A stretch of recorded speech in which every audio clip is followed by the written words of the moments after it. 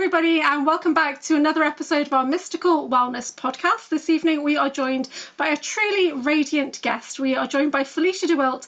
Felicia Flix is a spiritual guide, intuitive healer, and singer-songwriter whose work opens portals to higher consciousness through sound, light language, and deep energetic insight. Known for her soulful meditations, sacred teachings, and angelic transmissions, Felicia blends wisdom from the earth and stars to support awakening souls on their path. Get ready to journey into the universe of Felicia, which is her website basically, and as we explore divine frequencies, intuitive guidance, and multidimensional healing, because we're going to be talking about the Great Awakening, or as we just mentioned, the Not So Great Awakening. So Flix, how are you? Hello, Julia. Thank you for this introduction. It's always a bit weird to hear someone introduce you. Like, do I do all that? Yeah, sort of. Yeah. Yeah, you do. Yeah. You do. I do. Yeah.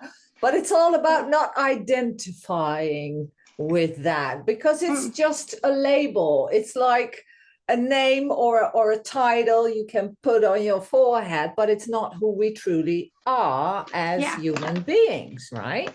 Yeah. So the Great Awakening, as I mentioned earlier, it's more like you have a moment in your life where you suddenly realize that things are not what other people tell you they are. And that could be different situations. It could be that you had an accident. It could be that you had a really bad experience with people who are supposed to help you heal. Or you might have an NDE or something else happen to you, or a life-threatening disease, and you came back, right, from the other side, for example. And some people have paranormal experiences. They see Bigfoot or something else.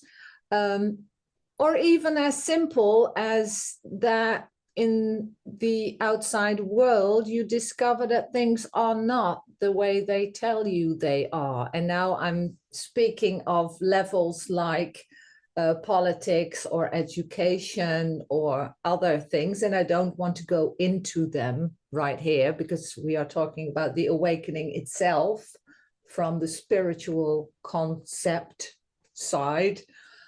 But it is part of the whole thing. So some people might go and search into like, well, what is now true? I mean, if that's not true, maybe that's true, right? And then we start searching, and we do that maybe on different levels. So maybe we do it in seeking out our health situation, like maybe the normal health practitioner is not enough for all the illnesses you experience, and maybe you go more towards alternative, or vice versa, right? So the alternative doesn't give you enough herbs or something, and you still need an operation, right? Because it's on a higher level, the whole idea that things are true or not true,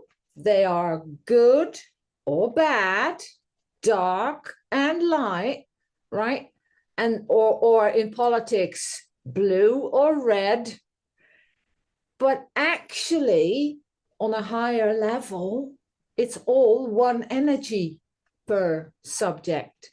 So it's one energy of politics, one energy of healing, but coming from a different, like you wear different colored glasses.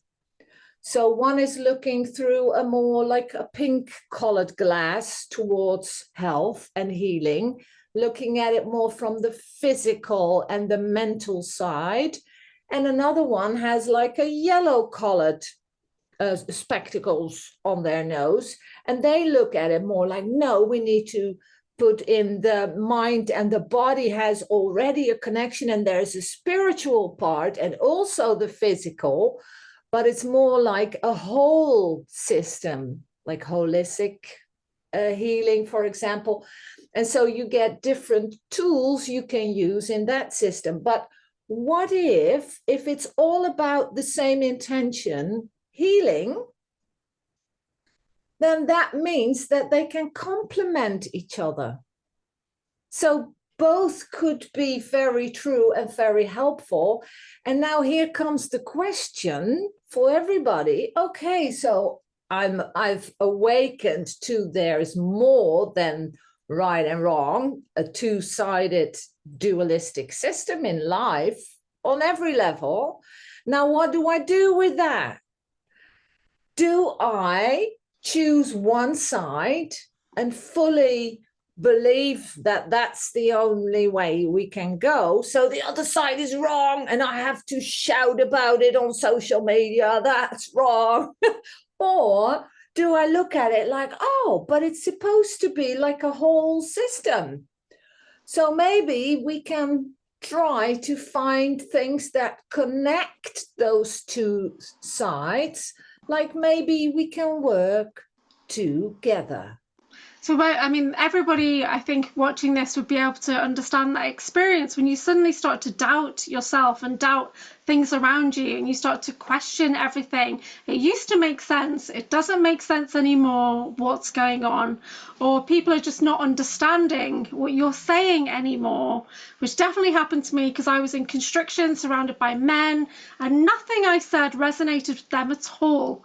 Whereas it might have done before, it just didn't anymore. So it's like the first stage of the awakening process is you're starting to get a higher perspective on things, and you're starting to doubt and question more and more and more. Yeah. Yeah, well, I would like to add that if you start to doubt, because something in you has awakened, what has awakened is that you suddenly found yourself with a new colored glasses, and you don't know why or what happened, maybe even that did that, but now you can see differently, right? So you look at a subject in a different way, but you're not sure yet why. And sometimes you still can see the old way that you used to see things, but then you know, that's not true anymore for me now, right? So you mentioned that you start to doubt yourself. And that is one of the main things that you have to be very wary of. Aware is in that word, wary, right? So if you're very aware, then you just notice, hey, that was not true. This seems to be more true. But I don't have to doubt anything, and I don't have to be 100% sure of anything, because actually it has to do with how we believe. Because when we believe that something is true or false, then it's 100% or 0%, right? And once we become awake, we know that it's never going to be that 100% anymore. Never. Because you won't believe the old. That's no longer 100%. Maybe it's 90 or 80. You can give it a number like that. That helps. But maybe the other side, the new thing is maybe like 10% or 40%. It's not yet like you haven't switched fully yet, right? And sometimes you go in the in-between, you still go back and forth. We call that the fourth dimension or fourth density of reality. The way you look at reality is that you still ping pong back and forth. But don't doubt yourself. What helps is ask those questions. So if you ask questions, do it out loud. Keep a journal. Write it down. Why do I feel this? Why do I think something is true or not? How much of a percentage do I really still think that something is true or not? Can I find the answers, like more factual, like how true it would really be? So in politics, maybe you can look up older news articles, or look at different sources, or really start researching. And also, for your health or for your wellness, you might look into things like herbs or natural remedies, or maybe I need a new system or somebody who can diagnose my body and mind in a different way. So my vague complaints or symptoms might have a totally different cause than what I thought they were, right? And then you can work with different things. But you do want somebody who knows what they're doing. You don't want to just experiment on yourself. I mean, that will be a bit nonsense, right? So keeping your common sense in that whole process of the questioning, that is probably one of the most important things, that you still use that. We call it farmer's logic or something like that, if I would translate it literally. It's like, well, the sun is shining or not, or I can see in the clouds, what kind of weather. So I know when to sow, when to harvest, and things are clear. Yeah. There is no doubt. That's what it is. You work with the seasons, with what is. Yeah, that's cool. Explain to people about the dark night of the soul, because that's a term that many people use. For me, it's more of a crash and burn, and phoenix from the flames is kind of how I think of it. So how would you explain dark night? Oh well, I wouldn't be. I wasn't laughing. Let's call it. So I'm glad you are laughing. I do a phoenix quite often. For me, it's not just one dark night of the soul. It's like a repeated process of crash, burn, fly away, crash, burn, fly away. Yeah, it happens to me about 3 times a year, at least, I think, for the last. Oh, lucky you. That's not much. Oh, good. I've been in it for years, and like it's just like every one month. big, massive one. Okay. Yeah, so it probably depends. But I've it's now 16 years that I'm sort of with chronic pain and all sorts of physical ailments and stuff, and mental. Well, the dark night. It's you could say it's like depression. But because you get that other thing, that awakening thing, and the research and the facts that you discover, or you discover actually that what you thought about yourself, what you believe to be true about yourself, isn't true either. Yeah, that is the pain. Intense periods of discovery where you're just trying to absorb as much as you can, and then integration periods and things like that. Yeah. Now you're going a bit fast. Sorry. I must interject you there. Sorry. So I've got written down about Dark Knight, about rage. Let's start with the rage. Because I can really relate to having a lot of rage, and I was told it was cosmic rage. It wasn't even mine. And that's what I was processing. The berserk mode. Yes. Yes. Yeah, yes. berserker. Okay. I like to come at that from a little bit of a more sophisticated level. But it really helps on the practical level, because it's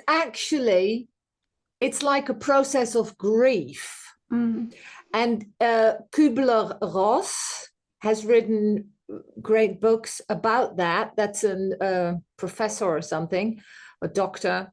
Kubler-Ross, with U and an umlaut, Kubler, and then dash Ross with O-double-S. And they, her, he, I'm not sure. I thought it was a she. It says 7 phases of grief. And in that, there's denial, there's anger, there's real rage, there's sadness, and there's the silence, and 2 more. But you go through these emotions all through each other. It's not like a straight line. Oh, first you get this, then you get that, then you get that. And you cannot mentally prepare. You just have to allow the emotions. And that's one of the toughest things, because we are not taught to allow emotions at all. We are taught to keep them all inside. But that is actually what creates like a shadowy kind of emotional being inside of us that wasn't allowed to come out. But you should really allow it to come out. And what I did is I used my creativity to let it out. I think that is one of the most healthiest ways to let out emotions that we were taught are not okay. And most of all, for women, to let out your anger is the most difficult. And for men, and I'm talking about the physical, biological men, not the energy now. And for men, it's the sadness. And it's really difficult to stay with that feeling and allow it fully. Because it's not like, oh, a 1 second tear and then, oh, now it's all good, and continuing until the next emotion shows up. No, it's really a deep process. It takes a couple of months at least. Don't think you're going to rush out of it like, no, I'm going to go into it so it's fast and I'm over and done with it fast. No, this is going to take a while. And that's because nature is like that. It's not because I'm telling you. It's because I went too fast myself. Not that I was impatient, but I really wanted to throw myself in it fully.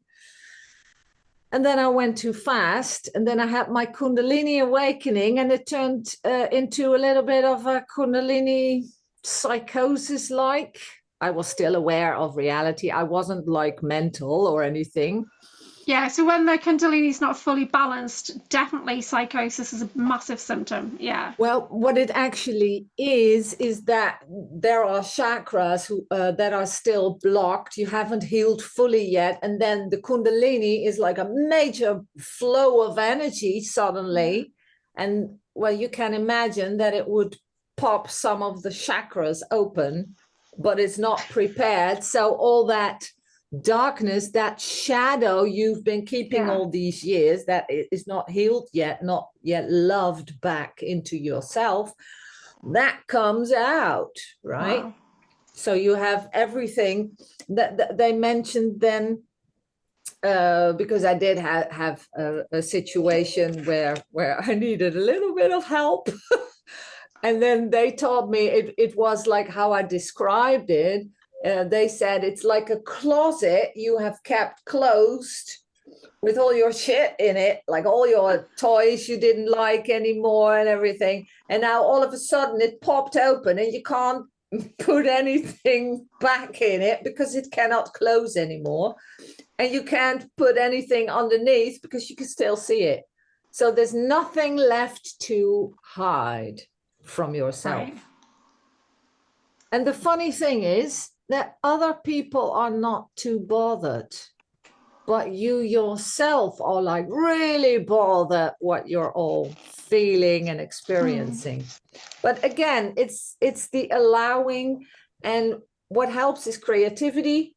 What helps is meditation, but not too much when you're in the biggest emotional states. You're not able to meditate. Don't expect yourself to do that, but you can breathe. Yeah. Always breathe, and breathe into your heart. And just stay with yourself. Don't leave your body. Some people can OBE, that's out of body experience, really easily. If you've had a lot of trauma, for example, in your childhood, you can just astral travel really easy. But don't do that. Stay with your body. Stay with that closed closet with all that pain and wounding and whatever, and start to heal it one by one. Love yourself back to wholeness. Yeah, amazing. I'm sorry, I'm ranting a bit, No, Julia. no, I'm it's sorry. perfect. But It's perfect. Yeah, so because I've got written down from the Dark Night, there's maybe some offloading of energies, and as our vibrations are changing, we're losing friends, we're gaining friends, and things like that. Stagnant energy releasing, letting go of low vibrational. So there's a lot going on in that Dark Night of the soul.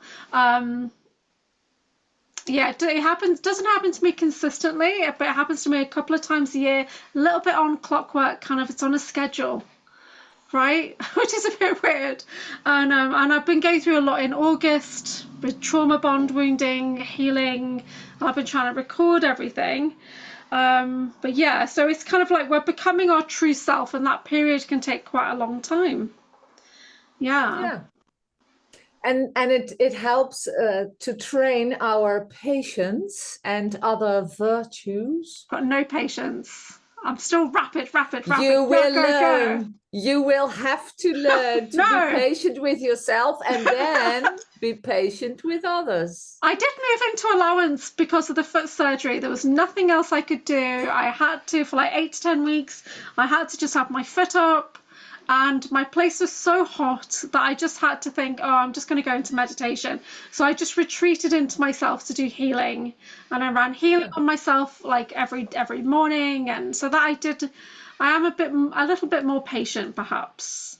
So I hope that the people present here and maybe the listeners at home as well, can you see that Source has given you a little present? Like, oh, you think you cannot learn that? We'll give you something. Yeah. That's a little gift. So you Yeah. will have to learn it because we love you so much. You need a break. I have a broken arm. Yeah, that kind of thing. But Actually, this was like a chosen surgery. So I opted for this surgery. I opted for the 6 weeks in the cast, the 6 weeks in the air boot. I knew it was going to happen. But I've had actually the energy through my legs has totally kind of realigned, which is great. Because I do shift a lot through my legs into the ground. And sometimes it was pooling in my ankles and I wasn't fully able to ground down and release energy for recycling. So that has changed. Yeah. So I do feel like my energy is rising again, which is good. Yeah. Wonderful. Yeah. So I've got about the true self. So becoming your true self, finding like-minded people, like we have our little groups here. And I mean, I've personally discovered that a lot of my soul flame family are all over the planet. They're not just in one place. So yeah, how about you? Did you find there's people around you that you gel with, or is it mainly people abroad? I'm not sure yet. I think you are the first one I gel with. Okay. I did go to a group last year, like a weekly group, but there was something off and I couldn't put my finger on it. You know, but I did trust my intuition, but on the other hand, my higher self kept saying, no, just keep going. There's something to be learned here. And in the end, of course, there was a trigger for another person and for me at sort of the same time. It was really weird, and it had to do with someone else coming into the group but out, and then it was like, there was a lesson here. Thank you. Now I'm done. Yeah, I mean, we met in America on the Typical Skeptic podcast. That's how we met. So we're not even near each other. Well, you're in Europe and I'm in the UK, so it's not that far, just across the small pond. And because of my nighttime sleeping patterns totally disrupted the last few years, it's like I've been on watch or something. I don't know. Yeah. So that's why because it's a show in America, right? Yeah, on Eastern time, 5-6 hours ahead of us, and we're both on the same kind of sleep pattern. Yeah. So it starts around 11 o'clock in the evening for us, sort of, and then it goes through the night, and then till the morning light, and then we're up again. Yeah, Or that's we fair. go to And bed the weird then. thing is, I'm actually a very solar person. I'm not a moon person. I'm solar. And when I was working in construction, I'd get up at 5 a.m. every day. And then Oh, this couldn't do year, that. yeah, this year I'm just focusing on spiritual business. So I've shifted onto Eastern American time, really, and that's what I'm on now. Ah, So I still wake up, to, 'cause my son goes to school, but then I'll kind of shift back, maybe go back to bed or whatever, so that I can stay up late till 2, 3 in the yeah. morning UK time.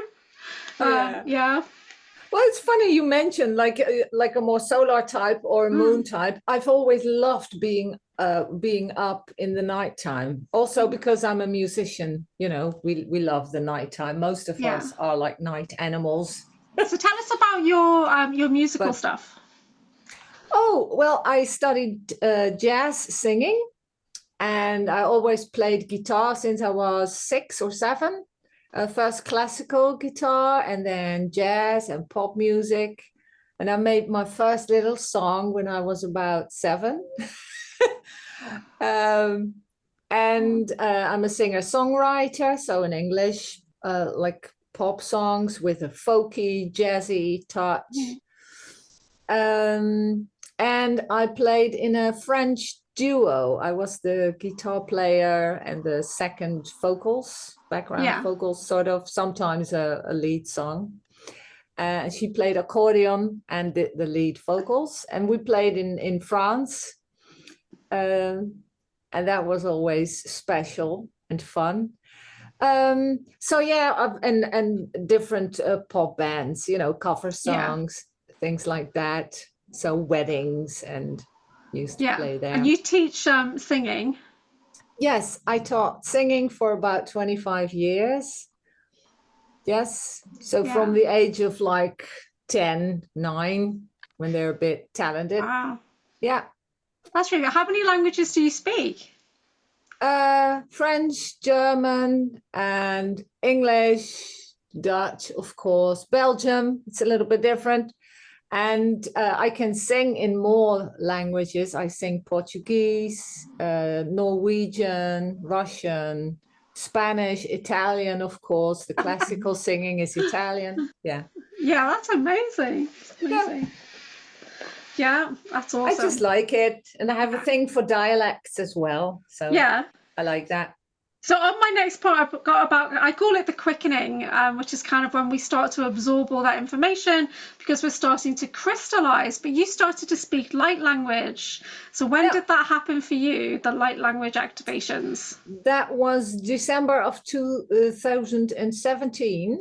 That was like, I call it a reawakening. I think I've been awake since my NDE when I was 5. I fell off a bike. So it was a biking incident, and I had a concussion. Wow. And I met my angel. Turns out it's my own future self. Oh, that's Funny. so cool. Yeah. Anyway, long story short, so I reawakened in 2017, and that was when I had a couple of years of that chronic pain in my pelvic region, the SI joint. And I tried all sorts of therapies and nothing worked. And I was really, and then there was snow and I couldn't even go to the osteopath. That seemed to do a little bit, but not sure. And it felt like this complete desperation. And then I said, like, well, if there's something, I didn't really believe in, like, I was raised an atheist, right? And I had some negative experiences with Catholicism when I was a child. But I did see Joshua and Mary Magdalene in the stories they were telling. It was like I was walking along there with them. So it did feel sort of real, but I didn't know, But like, is there a God? Oh, I don't know, but something makes this. Maybe we all make it. I don't know. But again, belief is like 100% true or not. You believe it or you don't believe it. Again, that. So I don't know, then it's a no. But in that moment of desperation, suddenly I went into a trance. I was just sitting on the couch. I already had my sob moment, like, I can't do this anymore. If there is maybe some kind of God or whatever, then maybe this would be a good time to show up. And I just went on and I made dinner for my partner and myself, and I sat on the couch. And then I went into this trance. I was shaking and I had to lay down on the floor, and I was really far deep away. And then it was almost like purging, I needed a little bucket. And then I started to speak light language. First, a male voice.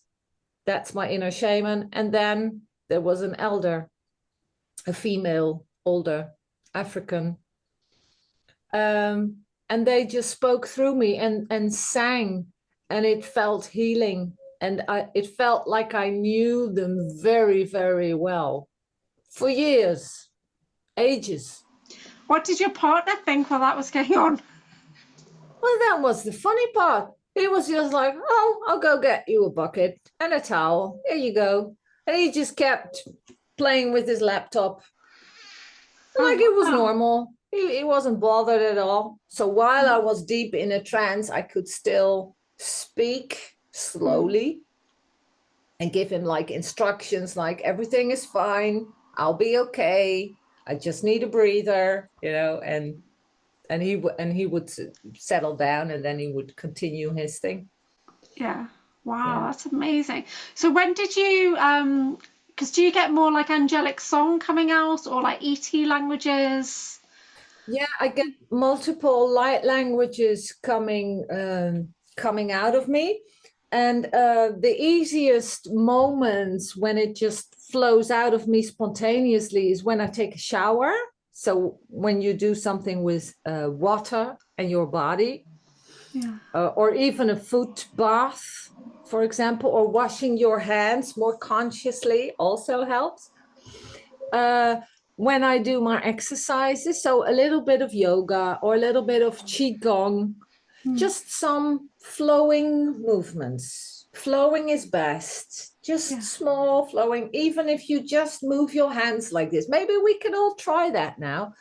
Just make rotational movements with your wrists, and you can already feel there's a more flowing energy. And then when you focus on your heart, then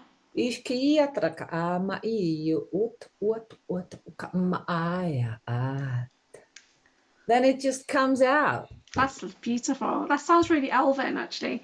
Well, for me, light hands activated first, and I was having a quantum healing, and I just felt this urge to try and pull something out of me with my hands. So then my hands started to do like sacred geometry, and I just didn't even know where it was coming from. But I was kind of like pulling something out of my body. It was really, really weird. And then after that, I started to try and explore language a bit more. But I'm not very confident with my light language, mainly because the snake language came through, and that kind of scared people because it sounded very kind of sounding, and somebody said they saw energetic snakes on the floor when I was speaking, but the snakes were eating the energy up, eating the stagnant energy, and then they just disappeared. So do you know the difference between snake language and dragon language? No, tell us. No, you have to find some audio samples of it. Okay, because when I do dragon breath, it's very deep, very like guttural kind of sounding for dragon, but the snake was very much similar to the Harry Potter kind of parcel tongue, very Slytherin, House of Slytherin sounding, yes. But I'm a Gryffindor, so no, of course. So yeah. But I used to have my wellness studio, so my friend Jill used to sing her light language when she went in to cleanse the shop in the day, and when I got there in the afternoon, I'd sing my light language, but I was alone, so I'm a lot more comfortable doing it alone than I am doing it out loud. Yeah. And did you do it consciously? Like, do you remember certain light language and a certain melody? One phrase. There's just one phrase that I seem to repeat over and over. Yeah, Okay. there's mainly like one phrase, which is a couple of words, and then every now and then other things that come out. But I'd always start and end with that one phrase. Yeah. Okay. Yeah, Yeah. because I just allow it to flow. But I think that's something that as a singer-songwriter, I never wrote down songs. I just let them flow through me. So I open myself up and I put my ego in the hallway for a minute, and I say, you can come back later and then you can criticize what I just did. But for now, I need you to stay in the corridor there. Yeah. Because I need to do this now. And then I just allow the divine flow. But I always make sure that I do like a sacred space beforehand. Like the medicine wheel, the four directions, or work with angels, or whatever someone is comfortable with. Yeah. But then you make like a space, like a circle that is closed, safe. And then you can channel the divine. And what I prefer is that I only channel my higher self or my own galactic aspects or my more earthly galactic aspects, because I have like fairy and elemental energies as well. Yeah, I love that. So like you have like from the earth itself, inner earth beings, or there's more than just the faraway ETs. Yeah. So I like to make it like a safe space like that, and then allow it to come through. But I don't remember anything, and the only thing that I learned is that I sang a lot of Ma, and one time I asked ChatGPT that I tested a few times. I don't really like it. And then it said, yeah, that's like love or something, or the mother's love, Ma. So, that's a good word. It felt like that. So it resonated like, that's probably right. I mean, I can't remember what the word was now that Chris and Joanna Jacobs were talking about yesterday on the video that we did, but they were talking about a Sasquatch word, which was similar, coming back into love. And they do sound like old Hawaiian words, some of the Sasquatch, which is great. Yeah, it was calming, Aluna or something. Yeah, similar to that. Yeah. That was so the my word you said. My light language word is Akia Da. So, and I don't know what that means, Akia Da, but that's always the start and end is Akia Da. So I think it's probably Arcturian. I'm not entirely sure. Yeah, I get told I am a lot of things. Sort of, yeah. Yeah. Did you ever channel Dragon then? Because you do work with Dragon as well. Oh no, my dragon just called me. I was in a mystical store, and then I wasn't really into dragons, but I did find someone online, a healer that I resonated with, and I haven't been to many healers. That was the second one I was thinking about. But she was totally into dragons. So maybe something of her energy and connections, in the ethers. Yeah. And then I was in that store, there was a dragon. And I'm very telepathic all my life. And he was like very clearly almost shouting so loud in my ear. In my like inner ear. Like, hey, I'm here, buy me. Sort of. I don't remember the exact words, but it was really very like dominant. Yeah. Really like, this is what you need to do, period. Yeah, that's amazing. Yeah. So we've got written down here about elementals, which you talked about, and ascension symptoms, which we've touched on a little bit, and soul activation, balancing the body. What else would you like to share about ascension? The whole who am I is of course important. Like what you just said, many aspects, and I'm sort of mentioning that as well, and that you could have aspects on other planets or from other planets or other civilizations, even from other galaxies. I think it's easy for people to think maybe that there's parallel lives. and things like that, people who are not fully into the multidimensional kind of narrative that we work in. And I explain the parallel lives to people, like every choice you make could open up another potential reality and stuff like that. Do you have a similar point of view? Like the sliding doors theory? I like to, yeah, I do agree, but I like to keep things as simple as possible, because that's how Source likes it. Yeah. Simple. If you can't explain it to a child, then it's rubbish. I agree. Yeah. So what are we in essence?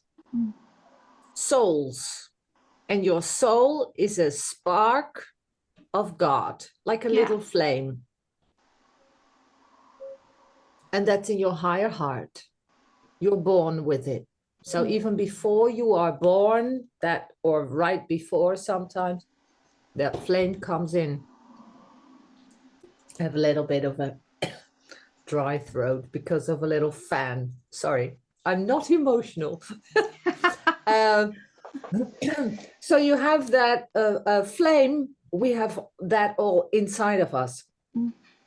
But the most essential part of realities where we are now, this planet, for example, is one reality, is our consciousness creates that reality. So you have your soul, and then you have a physical vessel together. That's like an energy system with magnetism and electricity. So you have electricity from source coming in, or from the sun, if you will, and to the earth and back up through the body back to the sun. And you have magnetism. You have like your own ley line system, also outside of the body, within your auric field. And it's constantly attracting what you need. I'm getting some interference, maybe. That could be it. Clear. So in yes. Funny. So we have that magnetism, and the main magnetizer is your chakra, your solar plexus chakra. So you magnetize and you repel as well. It's like there are people you like and people you like less, right? That's how you can sense it or feel it. So that's what we are. And actually, we are creating our own little bubble reality around us. We project outside of us like a movie projector. We project energy. So that core little light in your heart goes through your field, and that goes out into the world. And we all can pick up things from other people, from their reality or their auric field. You can sense when someone is angry, even when they're not speaking, for example, or when they start to cry. That's innate to us because we can recognize it, because we can feel it inside ourselves as well. Yeah. Yeah, love it. Yeah, so who am I? Well, am I the soul, or am I the consciousness, or am I both, or am I my body, or am I my thinking, or am I because I breathe? You know, those are philosophical questions. I love those. But I just am. That's the core. I am that I am. Say that out loud 3 times and you know who you are. That's all. That's pretty deep. That's pretty deep. Yeah. A lot of people ask, well, what am I here to do? What's my mission? Yeah. Just be. The doing comes when you have balance in your system between receiving, the openness to receive the divine will, and the action of your masculine will out in the outside world around you. And that also means what you think, what you speak, and what you do. has to be aligned in integrity with what the divine feminine receives. So the inspiration has to be in balance with what you do in the world. And then you do the divine will. That's how simple it is. That's the balance. And then you can create that third energy people sometimes speak about, the golden child energy. Wow, that's so cool. Does anybody have any questions for Flix? If you wanted to use your mic, that would be okay.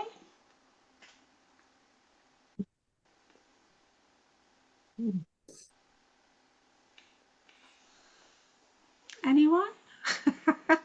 Maybe they have a question in the chat. Did you check?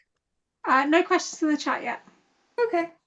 You want to hear a song then? I can play one maybe on the YouTube, or maybe you can do that. You know if you can hear the audio or not. I'm on my phone. I can check the audio setting. Yeah, you should be able to hear the sound. Did you want to share something? Because I'm just on my phone. Hold on. Oh no, that's not. Trinity might be a good one, or maybe they want to hear a light language song. Yeah. Or I do the spiritual song, so English, the yin and yang song might be nice. Okay. In the playlist. Sure.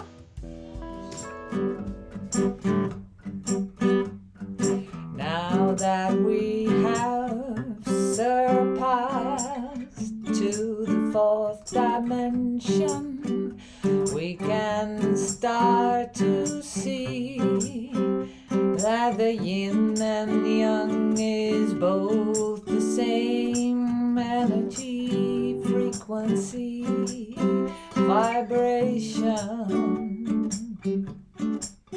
It doesn't matter really which side you play on. So you can stop judging everything. Just stop it. Don't do it. You get into a field that feels like it's a void. Whoa, scary. Yet it's all alright. The void is like a uterus. It brings you back to where you came from.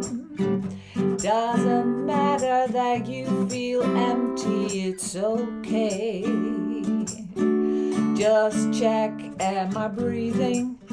Is my heart still beating? I have a body and I look around. Yes, I'm here, so am I safe? Then everything is fine when I'm in that void. Close your eyes and feel the space. Everything can be born there. So rise above. It's called non-duality. And the Buddhists have known this for a long time. It's hard to grasp it with your mind because it's a field of consciousness. Its source, it's where we came from. Nothing to be scared of. It's evolution at its best. Become the master of your emotions by not judging yourself or others. Just do your best to follow your inner flow.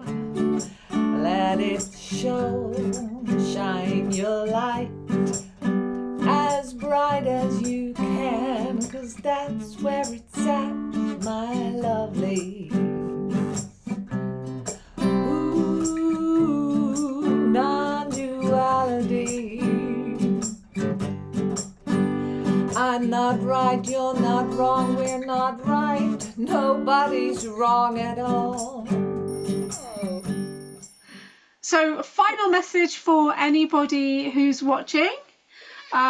Is there anything that you'd like them to take away?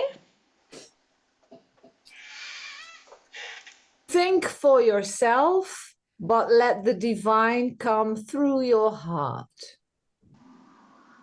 That's amazing.